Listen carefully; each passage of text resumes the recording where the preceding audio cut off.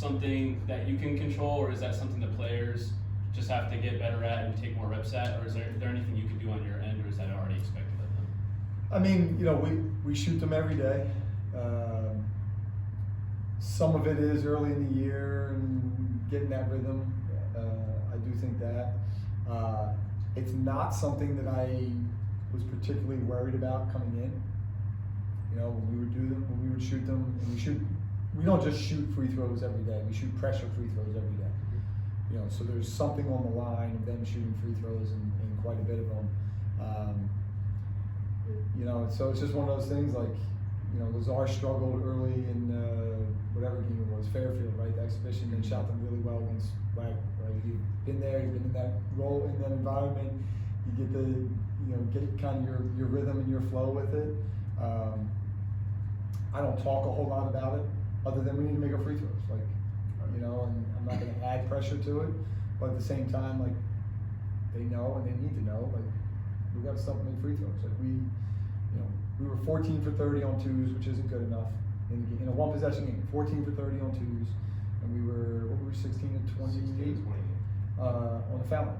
So you talk about, you know, 32 points off the twos that you left out there, and then another 12 points off the foul line, on top of turning it over too much, and we had a team that's a potential 6, 7, 8 seed in the NCAA tournament on the ropes, you know, in a one possession game. So, you know, all those little things matter, right? And it's not just one free throw at the very end of the game. It's, hey, what about those ones, you know, early in the game? You know, we were not shooting them up. I'm looking up there going, man, you know, I think we were 2 for 10 or something to start the game. Like, that can't happen, right? Like, so then they get to build their lead because we're leaving. And again, I'm not saying 10 for 10, but yeah, we should be at 7 or 8 for 10. You know, now that 9-point lead at halftime is a 4-point lead, and now you're okay. Now when you make your run, now you're taking the lead and extending the lead rather than trying to come back. In the post game, I think you said that run at the end told you you were in the right locker room with the right guys. How much can you guys build off of and draw from that for the rest of the season? That, like you said, you had a team that's going to be likely a good seed in the NCAA tournament on the ropes at the end. I don't know what the exact number was, but obviously closed the game really well. How can you use that as kind of a springboard going forward? Yeah, I mean, and before we made the run, I knew we had the right group. Even we were down 18, and the huddles, the way they were talking to each other, no one splintered. There was no pointing fingers. It was like, what do we need to do right now? And them talking amongst themselves. You know, not me going in there trying to make them believe, but them in the huddles. So I knew then, and I didn't know at that point in time, like, would we make a run? Could we make a run? But really what it is, and I talked to them about this Saturday when we met, like, we have, and I will talk a lot about this, you'll probably get sick of this, but we have some guys with their own individual experiences, right? All of us, myself included, right? Like, I can sit in that room and talk to them about a game where we were down 4 with 7 seconds to go and came back and won. Well, that's just a story to them. They weren't part of it, right? We need to build collective experience.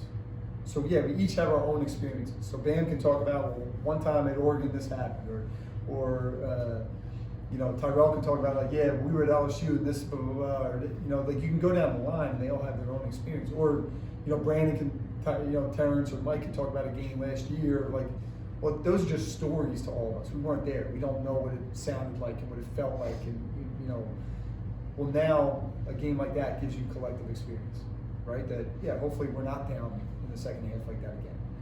But if by chance we are, we can always go back to that and say, look, we were here, this was Utah State, we were right there, we figured it out, we got it going, that can happen, right? So now that collective experience, everybody knows what that felt like. Everybody in that locker room, that's a collective experience. It's not a great one, we lost, it burns, but it's an experience that we all now have to say, okay, we can draw back on that. Rather than me just up there going, like, well, this one time 10 years ago, before any of you even knew what college baseball, that doesn't mean anything to them, right? Like, you can try, it doesn't mean anything to them.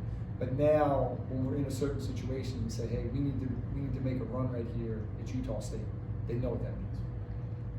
You talked about the zone earlier in the press conference and unorthodox